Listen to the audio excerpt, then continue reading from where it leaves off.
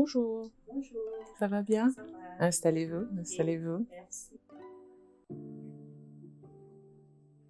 Est-ce que vous pouvez vous présenter? Oui, moi, je suis Aïssa Tambay, et épouse d'Ambélé, et jeune dame militante des droits humains.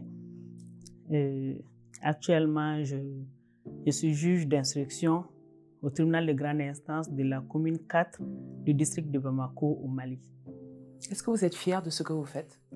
Je suis très fière de ce que je fais, et surtout que depuis 2013, lors d'une formation au Burkina, à Ouagadougou, on avait demandé à tous les participants leurs rêves.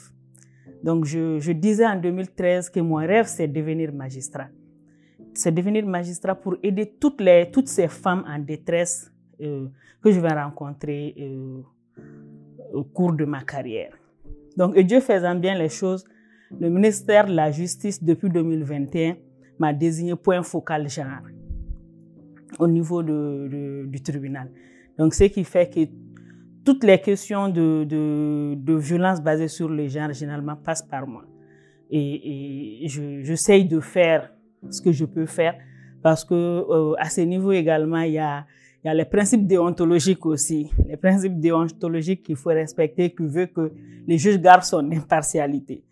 Et souvent, je suis confrontée à ces défis-là. Souvent, comment se défaire de cette volonté d'apporter de l'aide aux victimes et rester impartial face également à l'auteur de la violation de ses droits. Mais avec les formations, avec l'accompagnement toujours des ONG, parce que nous bénéficions en tant que juge de beaucoup de formations, cela me permet vraiment de maintenir cet équilibre. En tant que juge, qu'est-ce que ça veut dire? La justice a un grand rôle à jouer en matière de lutte contre la violation des droits humains. D'abord par ses actions préventives et ensuite par ses actions répressives. Voilà. Et aujourd'hui, vous, en plus de votre travail ou contre la violence basée sur le genre, vous travaillez aussi contre la traite. Oui. À quoi ressemble la traite dans un contexte malien? Et pourquoi vous vous êtes engagé dessus? Je dirais la traite, elle ressemble beaucoup à des questions d'exploitation sexuelle des jeunes filles, de l'exploitation des jeunes garçons en tant que talibés, qui sont souvent envoyés dans des champs des maîtres coraniques, sous prétexte que c'est pour l'éducation coranique, alors que c'est pour aller travailler dans des champs dont les bénéfices reviennent en exclusivité aux maîtres coraniques. Et également toutes ces jeunes filles, parce que généralement au Mali, les gens avaient tendance à refouler un peu la question, parce qu'il y a généralement la question aux talibés. Parce que comme vous le savez, dans notre pays, à 95% musulmans, souvent, les questions de religion sont sensibles.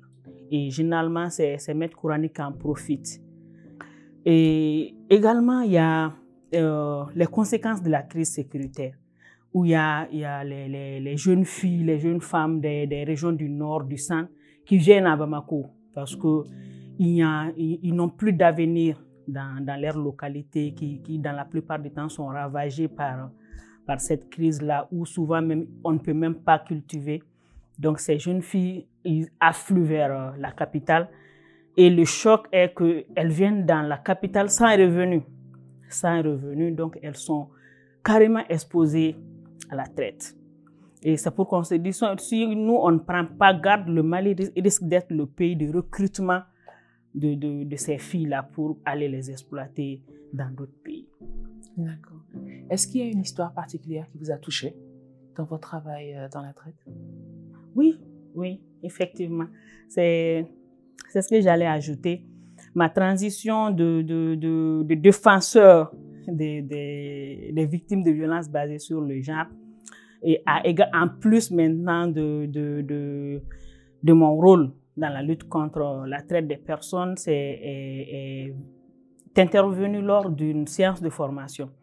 Parce qu'au fait, j'entendais parler de la traite des personnes, mais c'était une question à laquelle je ne m'étais jamais intéressée. Surtout que chez nous, il y a déjà une juridiction spécialisée dans ça. Donc, c'était une question vraiment qui ne m'intéressait pas beaucoup. Donc, maintenant, le comité national est dirigé par Madame la Présidente, qui a été mon maître de stage quand j'étais auditeur de justice. Et là, comme elle a vu mon engagement, pour l'accompagnement des victimes de VBG, et elle a voulu m'associer à ces actions. Et au cours d'une de ces formations, on a raconté des histoires qui m'ont vraiment touchée.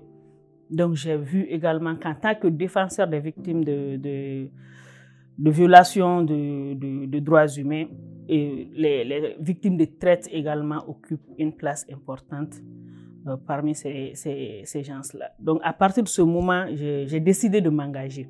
Donc, j'ai décidé de m'engager, j'ai tissé des relations avec les acteurs déjà engagés sur la question.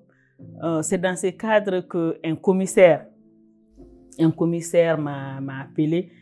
Et il se présente, il dit que c'est le commissaire Tantan. Nous nous sommes rencontrés à la formation du comité sur la traite des personnes. Il me dit que face à lui, tout de suite, il y a une jeune dame qui vraisemblablement serait victime de traite. Donc, il dit qu'il va me l'envoyer et qu'elle va arriver dans mon bureau d'un moment à un autre. Effectivement, quelques instants après, je reçois une jeune fille traumatisée qui tremblait. Moi-même, j'ai eu peur. Je lui ai demandé de s'asseoir, elle s'est assise. Elle m'a fixée pendant quelques minutes. Moi-même, j'étais perturbée. Et après, j'ai demandé à ma greffière de lui donner à boire. Donc, elle a bu, elle a pleuré. Après, je lui ai dit de se calmer et de m'expliquer ce qui lui arrive. Donc, elle me dit que elle est venue à Bamako. Elle est une jeune fille qui habitait au centre du pays. Maintenant, à cause de la crise, là, elle est venue à Bamako. Et malheureusement, elle a été embauchée comme aide ménagère par un monsieur et qui, au début, lui disait qu'il était marié. Donc, elle a compris qu'elle devrait s'occuper du ménage et lui faire à manger. Et quelle ne fut sa surprise, la nuit, il vient se présenter pour abuser d'elle. Elle a refusé, mais il la frappait. Et dès lors, il l'utilisait comme un objet sexuel. Et il lui a même montré une machette sous le lit, en lui disant que le jour où elle essayera de s'enfuir, que non seulement il va la retrouver, mais également il va la tuer. Parce qu'il faut reconnaître également que c'était un homme qui était d'un certain rang au pays. Donc la fille, elle est restée là-bas. Elle est restée, l'homme l'a séquestrée. Maintenant, dans la journée, elle disait qu'elle s'était promenée un peu dans la cour et qu'elle a vu qu'il y a une petite partie du mur là qui n'avait pas la même taille que les autres murs de clôture. Donc, elle a essayé si elle peut sauter ce mur-là. Donc, elle a vraiment savamment préparé son coup et un jour seulement, elle s'est enfuie. Et le premier commissariat qu'elle a vu, elle y est rentrée. Heureusement, il y avait le commissaire qui était en contact avec moi. Et quand elle a commencé à raconter son histoire, quand elle s'est souvenue d'où elle venait, directement, elle a commencé à pleurer. Directement, j'ai pensé à l'interpellation du monsieur. Mais dès que j'ai parlé de son interpellation, elle a encore crié. Elle dit que si le monsieur la voit, qu'il va la tuer. Et donc, elle dit quand même que pour le moment, elle ne veut pas de son interpellation. Qu'elle n'est pas venue chez moi pour la rendre justice, mais qu'elle est venue pour moi pour que je la protège. Donc maintenant, le lundi, avant d'aller au bureau, j'ai commencé par l'ONG. Donc je lui ai dit qu'il faut vraiment interpeller ce monsieur-là. Donc elle dit d'accord. Maintenant, elle a commencé à donner les autres détails, là où il se trouve, le moment où propice pour l'interpeller. Donc, directement, je suis rentrée encore en contact avec le commissaire. Je lui ai donné ces informations-là. Donc, quand ils sont partis pour l'interpeller, il s'est opposé il dit qu'il n'a rien fait, qu'il ne connaît pas de filles, il n'y a pas de filles chez lui, que eux-mêmes ils peuvent vérifier qu'il n'a pas de filles chez lui. Donc que peut-être ils se sont trompés. Donc le commissaire lui dit, bon, vous êtes obligés quand même de nous suivre. Donc finalement, ils ont pu l'interpeller.